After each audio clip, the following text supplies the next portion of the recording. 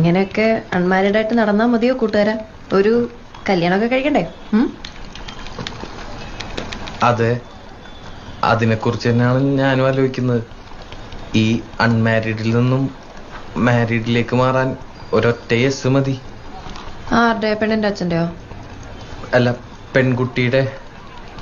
അതേത് പെണ്ണ്?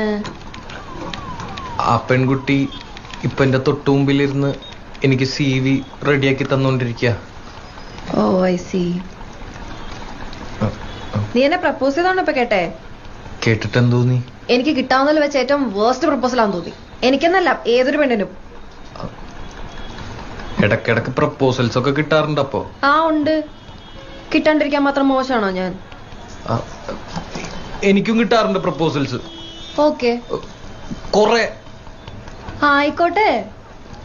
ഇതെന്താണിത്? എന്തു പറഞ്ഞാലും ഒരു കുലുക്കമില്ലാത്ത